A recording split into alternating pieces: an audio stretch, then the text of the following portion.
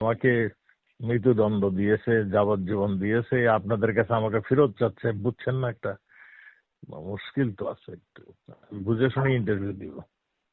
হ্যাঁ, তা তো পড়বেই, রাজপুত্র, সেই জন্যই তাহা যাবে, সবই পড়বে। আমরা তো দেখুন, আমাদের ব্যাপারটা হয়েছে এইরকম অত্যাচার, এইরকম জুলুম, মানে আমি আর কোনোদিন দেখিনি কোনো দেশে হয়েছে কিনা।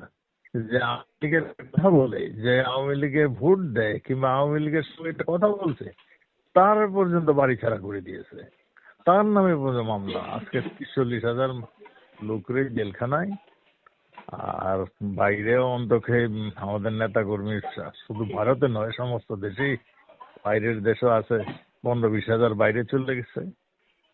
এখন যারা যারা এই মানে যারা ঢাকার মানুষ, তারা ময়মনসিংহ চলে গেছে, ময়মনসিংহের মানুষ দিনাজপুর চলে গেছে, এইভাবে আছে আর কি।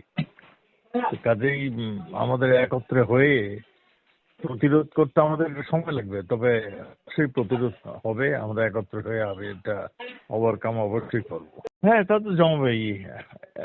এতদিন একটা অপেক্ষা, এতদিনের একটা প্রোগ্রাম, এতদিনের একটা প্ল্যান করেই তো আসছে, তা তো দিবেই।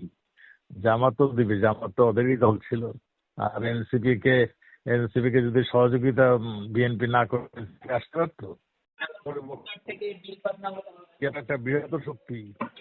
আমেরিকা, রাশিয়া এরকম বৃহৎ শক্তি, ইন্ডিয়া তো একটা বৃহৎ শক্তি। কাজেই আর চতুর্দিক দিয়ে ইন্ডিয়া, 4,500 কিলোমিটার বর্ডার ইন্ডিয়ার সঙ্গে। কাজেই সবকিছুতে হিসাব নিকাশ করে যদি না চলে, তাহলে এখানে বসতে হবে ওদের। এই মামলাগুলো চলে গেলেই তো, যদি মামলাগুলো মানে কোর্টটা নিউট্রালাইজ করে দিত, তাহলে তো আমরা ঢুকে যেতাম।